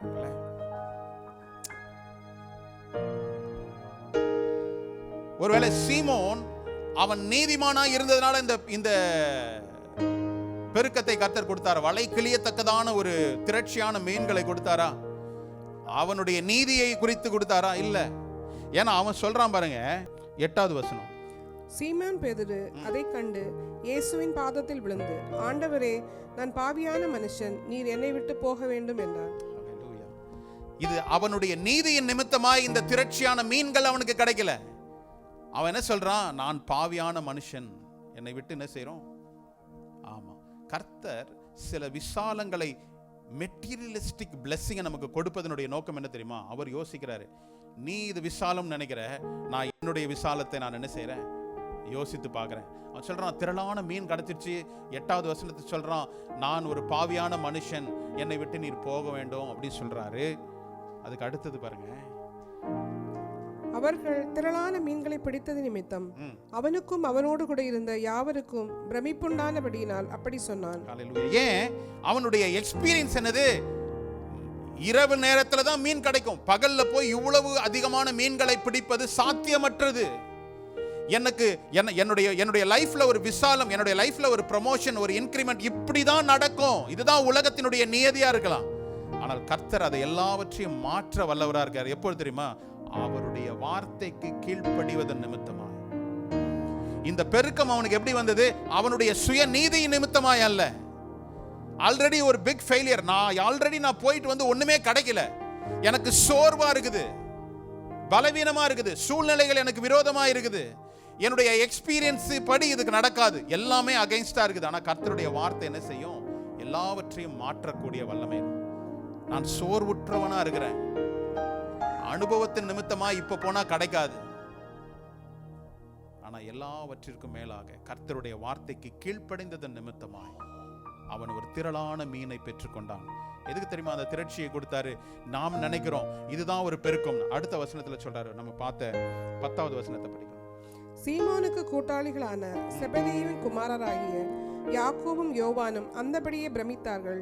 அப்பொழுது இயேசு சீமோனை நோக்கி, பயப்படாதே, இது முதல் நீ மனுஷரை பிடிக்கிறவனாயிருப்பாய் என்றார். ஹல்லேலூயா. எப்பொழுதுமே கர்த்தர் நமக்கு ஒரு செழிப்பை கொடுத்தார்னா அவருடைய ராஜ்யத்தை குறித்து சில திட்டங்களோடு கூட தான் உங்களை என்ன செய்றாரு. இப்ப புரியுதா? விசாலம்னு இதாகா நமக்கு விசாலமா இருக்குது, கதவு திறந்தோன்னு அப்படியே ஒரு விசாலமான ஒரு ஹாலு அப்படிதான் நம்ம நினைக்கிறோம். ஆனா அந்த ஹாலுக்குள்ள பிரேயர் மீட்டிங் வைங்கன்றாரு அவர். திறக்கிறோமா? நம்ம பூட்டினபடி தான் இருக்குது, எல்லாம் எலக்ட்ரானிக் தான், யாரும் திறக்க முடியாது. கர்த்தர் ஒரு விசாலத்தை கொடுக்கிறாருன்னா அது தேவனுடைய ராஜ்யத்தின் பணி என்ன? ஒரு பெரிய வலை கிளியத்தக்க மீன் உடனே அவன் மைண்ட்ல ஓடி இருக்கும், இன்னைக்கு நமக்கு நல்ல பிசினஸ் ஆயிருக்குது. ஆனா அவர் சொல்றாரு, யூ டூ ஃபாதர்ஸ் பிசினஸ். இதுவரை நீ மனுஷனை பிடிக்கிறவனா இருந்த, ஆனா நான் உன்னை என்ன செய்யறேன்? மீன்களை பிடிக்கிறவரா இருந்த, இப்ப நான் என்ன செய்யறேன்? மனுஷர்களை பிடிக்கிறவர்களா மாற்று. ஹல்லேலூயா. அவனோட இந்த எக்ஸ்பீரியன்ஸை கர்த்தர் ஒரே வார்த்தையில் என்ன செய்தாரு? உடைத்தெறிந்தார். அது உடைக்கப்பட்ட பிற்பாடுதான் அவன் இல்லை எனக்கு கிடைச்ச மீனே போதும் அப்படின்னு அவன் இல்லை. அவன் என்ன செய்தான்? உடனடியே இயேசுவை பின்பற்றி எல்லாவற்றையும் விட்டு. அதுதான் முக்கியம். எனக்கு ஒரு பெருக்கத்தின் பாதையில நான் போறேனா, இல்ல பெருக வைத்த தேவனை நோக்கி நான் நடந்து செல்றேன். அவர் சொன்னார், என் பின்னே வா, நான் இது முதல் உன்னை மனுஷனை பிடிக்கிறவனாய் மாற்றுவேன். அந்த அடுத்த வார்த்தை பாருங்களேன். அவர்கள் படகுகளை கரையிலே கொண்டு போய் நிறுத்தி எல்லாவற்றையும் விட்டு அவருக்கு பின் சென்றார்கள். எல்லாவற்றையும் விட்டு அவருக்கு பின் சென்றார்கள். இந்த காலை வேளையில நான் சொல்றேன், கர்த்தருடைய வார்த்தை உங்களுடைய அனுபவமோ சூழ்நிலைகளையோ சோர்வோ உங்களை என்ன செய்யக்கூடாது. அந்த வார்த்தை அதுதான், நம்ம படித்த தாமதிக்காது, தடை பண்ணாதே. உனக்கு உன் கூடாரத்தை விசாலமாக்கு, உன் வாசஸ்தலத்தின் திரைகளை விரிவாகட்டும். தடை செய்யாது. எது தடை செய்து தெரியுமா? என்னுடைய அனுபவங்கள், என்னுடைய சோர்வுகள், என்னுடைய சூழ்நிலைகள் இதெல்லாம் என்ன செய்து கர்த்தருடைய பெருக்கத்திற்கு முன்பதாக நான் போவதற்கு எனக்கு தடையா இருக்குது. இங்க ஒரு அனுபவத்தை பார்த்தான், இன்னொரு அனுபவத்தை அவனுடைய வாழ்க்கையில பாருங்க. யோவான் 21ஆம் அதிகாரத்துல 3வது வசனத்தை படிக்கலாம். சீமோன் பேதுரு மற்றவர்களை நோக்கி, மீன் பிடிக்க போகிறேன் என்றான். அதற்கு அவர்கள், நாங்களும் உடனே வருகிறோம் என்றார்கள். அவர்கள் புறப்பட்டு போய் உடனே படவேறினார்கள். அந்த ராத்திரியிலே அவர்கள் ஒன்றும் பிடிக்கவில்லை. இயேசு கிறிஸ்து மரித்த பிற்பாடு அவருடைய வாழ்க்கையில இனி அவ்வளவுதான், இனி நமக்கு பின்பற்றதுக்கு ஆளே கிடையாது. இனி நம்மளோட ஓல்டு ஜாப் இருக்கவே இருக்குது. நம்ம தான் நல்ல டெக்னீஷியன் ஆச்சே, இல்லை நம்ம தான் நல்ல எக்ஸ்பீரியன்ஸான ஆள் ஆச்சே. இதில் மீன் பிடிக்கிறதுல இல்லை நம்ம நினைக்கிறோம்ல, சில நேரம் எனக்கு ப்ரொஃபஷனல் நான் என்கிட்ட இருக்குதுன்னா, ஒரு டாக்டர் இல்லை நர்ஸ் இல்லை இன்ஜினியர் நம்ம சொல்கிறோம், எனக்கு எங்கே போனாலும் நான் பொழைச்சிக்குவோம் பாஸ்டர் அப்படின்னு நம்ம சொல்கிறோம்னா, இல்லை அப்படி சொல்கிறவர்களாக இருந்தோம்னா, ஒரு காலத்தில் நானும் அப்படி தான் நினச்சிட்டு இருந்தேன். எங்கே போனாலும் நம்ம பொழைச்சிக்கலாம், நமக்கு இருக்குது. ஆனால் எல்லாத்தையும் கட் பண்ணி அவரை சார்ந்திருந்தால் அதான் பொழைக்க முடியுன்ற ஒரு நிலைமைக்கு கர்த்தர் கொண்டு வந்தார் இல்லை. ஆனால் இங்கு சொல்லப்பட்ட காரியம் பாருங்க, கர்த்தரை தேடி கர்த்தரிடத்தில் இருந்தாங்க. இயேசுவை என்ன செய்தாங்க? சிலுவையில் அறைந்த உடனே, மரித்தார்ன உடனே எல்லாரும் ஓடி போயிட்டாங்க. சரி, ஓடி போன எல்லாரும் என்ன செய்யறாரு? அவர் தான் கேங் லீடர் மாதிரி, பேதுரு தான் வயசுல கொஞ்சம் மூத்தவராக இருக்கிறார். அவர் சொல்றாங்க, எப்பா நான் மறுபடியும் மீன் பிடிக்க போறேன், நீங்க போறீங்க, நீரே போறேன், நானும் வரேன். எல்லாரும் என்ன செய்யிட்டாங்க? மீன் பிடிக்க போனாங்க. அன்னைக்கு அவங்களுக்கு கிடைச்சுதா? கர்த்தருடைய திட்டத்துக்கு விரோதமாய் செயல்படுகிற எல்லா மனிதர்களும் சந்திக்கக்கூடிய இதே காரியம்தான். கர்த்தரை நாடாம அவங்க போய் தான் சுயமாய் செய்யணும்னு போகும்போது எங்க தேடி தடவுனாலும் ஒன்னும் ஒட்டாது. இங்கேயும் போய் வெறும் கையோட வராங்க, மீன் பிடிச்சிக்கல இல்ல. அடுத்த வசனம், 4வது வசனம். விடியற்காலமான போது இயேசு கரையிலே நின்றார். அவரை இயேசு என்று சீஷர்கள் அறியாதிருந்தார்கள். இயேசு அவர்களை நோக்கி, பிள்ளைகளே, புசிக்கிறதற்கு ஏதாகிலும் உங்களிடத்தில் உண்டா என்றார். அதற்கு அவர்கள் ஒன்றுமில்லை என்றார். ஒன்றும் எல்லாம் தெரியாமலா கேட்டாரு? இல்ல, எல்லாம் தெரியும். இவங்க போயிட்டு வெறும் வலையோட தான் வந்திருக்கிறாங்கன்னு அவருக்கு தெரியும். காரணம் என்ன? பேதுருவையும் அவருடைய சீஷர்களை அவர் உருவாக்கினதற்கு எதற்கு? இந்த உலகத்துல சாட்சியாய் நிற்பாட்டுவதற்காக, உலகம் எங்கும் சுவிசேஷத்தை பரப்புவதற்காக 12 பேரை, இன்னும் அதிகமான சீஷர்களை அவர் தெரிந்து கொண்டார். ஆனால் இந்த பின்மாற்றம், தேவன் ஒருவேளை நான் சில காரியங்களை கர்த்தரிடத்திலிருந்து ஆசீர்வாதத்தை பெற்றுக்கொண்டு நான் கடந்து போறவனா இருந்தாலும் கூட கர்த்தரன் என்ன செய்யறார்? தேடி வருகிறார். அதுதான் அவருடைய பியூட்டி. நீ என்கிட்ட பண்ணிட்ட பத்தியா, நான் யாருன்னு காட்டுறேன்னு ஒரு நாளும் என்ன செய்யல. அவர் மனது உருகுகிற தேவனா இருக்கிறார். அவர் என்ன செய்யறார்? மறுபடியும் வராரு. மறுபடியும் ஒரு போய் என்ன செய்யறாங்க? மீன்கள் அகப்படல, திரும்பி வராங்க. அப்போ கேட்கிறாரு, இயேசு கேட்கிறாரு, எப்பா ஏதாவது இருந்தா எனக்கு சாப்பிட கொடுங்க. உடனே அவங்களுக்கு ஒன்றும் இல்லை, ஒன்றும் கிடைக்கல அப்படின்னு சொல்றாங்க. 6வது வசனத்தில் படிக்கலாமே. அப்பொழுது அவர், நீங்கள் படவுக்கு வலதுபுறமாக வலையை போடுங்கள், அப்பொழுது உங்களுக்கு அகப்படும் என்றார். அப்படியே அவர்கள் போட்டு திரளான மீன்கள் அகப்பட்டதினால் அதை இழுக்க மாட்டாதிருந்தார்கள். இங்கேயும் அதே காரியத்தை செய்றார். ஏன் கர்த்தர் சொல்றாரு? நான் முதலாவது உனக்கு ஒரு வலை கிளியத்தக்கதான மீன்களை கொடுத்து நான் சொல்லிய வார்த்தை எனது, மனுஷரை பிடிக்க போகிறவர்களாக்குறேன் என்று சொல்லிதான் உங்களை நான் என்ன செய்திருக்கிறேன்? அழைத்திருக்கிறேன். மறுபடியும் உங்களுடைய வாழ்க்கையில் ஒரு தோல்வி, மறுபடியும் கர்த்தர் என்ன செய்யறாரு? அதே சூழ்நிலையில் அதே வார்த்தையை நினைவூட்டுகிறார். இன்னைக்கு உங்களுடைய வாழ்க்கையில சில காரியங்களை மறந்து போனீர்கள் என்றால், கர்த்தர் சில நேரம் அந்த வார்த்தையை, வாக்குத்தத்த வார்த்தை என்ன செய்யறாரு? அவர் உங்களுக்கு வாக்குறுதி கொடுத்த, இல்ல ஆணையிட்டு கொடுத்த வார்த்தையை உங்களுக்கு மறுபடியும் நினைவூட்டுகிறார். அவன் பேதுருக்கு யாருன்னே தெரியல, அந்த அளவுக்கு அவரை அப்படியே பேக் ஸ்லைட் ஆகி போன மாதிரி தான். யாருன்னே தெரியல, அப்படிதானே? 7வது வசனத்தை படிப்போமே. ஆதலால் இயேசுவுக்கு அன்பாயிருந்த சீஷன் பேதுருவை பார்த்து, அது கர்த்தர் என்றான். அவர் கர்த்தர் என்று சீமோன் பேதுரு கேட்டவுடனே தான் வஸ்திரமில்லாதவனாய் இருந்தபடியினால் தன் மேல் சட்டையை கட்டிக்கொண்டு கடலிலே குதித்தான். ஹல்லேலூயா. யாரு பேசுறாரு, யாரு கேட்கிறாருன்ற ஒரு உணர்வு கூட அற்றவனாய் அவனுடைய வாழ்க்கையில அந்த அளவுக்கு ஒரு ஹோப்லெஸ் சிச்சுவேஷன். நம்ம இயேசுவை பின்பற்றி நடந்தோம், அவரையே கொலை செய்துட்டாங்க, இனி நம்முடைய வாழ்வாதாரம் என்னன்னு சொல்லி அவன் வாழ்வாதாரத்திற்கு நேராய் அவன் திருப்பி கொண்டான். விட்டு சென்ற வலைகளை மறுபடியும் சேர்த்து கொண்டான். ஆனால் வலை கிளிய கர்த்தர் என்ன செய்தார்? மறுபடியும் மீன்களை கொடுத்தார். எத்தனை மீன் கொடுத்தாரு? 152 பெரிய மீன்களை கொடுத்தார் என்று சொல்லிருக்கு. சாரிடன் கிடையாது, 152 நெத்திலி மீன் கிடையாது. என்ன மீன்? 152 பெரிய மீன்களை கொடுத்தார். அதுதான் கர்த்தர். அவர் சொன்னார், உன் வலையை வலதுபுறமாய் நீ எங்க நிக்கிறன்றது அல்ல, கர்த்தருடைய வார்த்தை எங்க வருகிறதோ அங்குதான் உங்களுடைய பெருக்கம் இருக்கு. பேதுரு படகுல இருந்து என்ன செய்தான்? கடல்ல குதிச்சான். கர்த்தருடைய வார்த்தையை கேட்ட மீன்களோ கடல்ல இருந்து பேதுருனுடைய வலையில குதிச்சுது. இவ்வளவுதான் வித்தியாசம். எப்பொழுதுமே கர்த்தருடைய வார்த்தைக்கு கீழ்ப்படிந்து இருக்கும்போது, சூழ்நிலைகள் அல்ல, ஒரு விரக்தியில் அல்ல, தோல்விகளின் மத்தியில் என்னுடைய எக்ஸ்பீரியன்ஸ் அல்ல, என்னுடைய சோர்வு அல்ல, கர்த்தர் சோர்வுற்ற நேரத்திலும் கூட அவருடைய வார்த்தையை நீங்க கவனித்து நடப்பீர்கள் என்றால் அதுதான் உங்களை என்ன செய்யும்? விசாலத்திற்கு நேராய் கொண்டு செல்லும். அதற்கு பிற்பாடு பேதுருடைய வாழ்க்கை போக்கே மாறுச்சு. அவனுடைய வாழ்க்கையின் தரமே மாறுச்சு. மறுபடியும் மீன் பிடிக்கிறவனாய் அல்ல, கர்த்தர் சொன்னபடி மனுஷரை பிடிக்கிறவராய் மாறினார். இன்னைக்கு உங்களை பார்த்து சொல்றேன், கர்த்தர் ஒரு விசாலத்திற்கு நேராய் கொண்டு செல்கிறார். அந்த விசாலத்து, இந்த ப்ராசஸ்ல அவரோடு கூட நான் பயணிக்கும் போதுதான் அவர் எனக்கு வைத்திருக்கிற அந்த விசாலத்துக்கு நேராய் இல்ல விசாலத்திற்குள் பிரவேசிக்கும்படி கர்த்தர் உங்களை என்ன செய்வாரு? வழி நடத்துவார். ஹல்லேலூயா.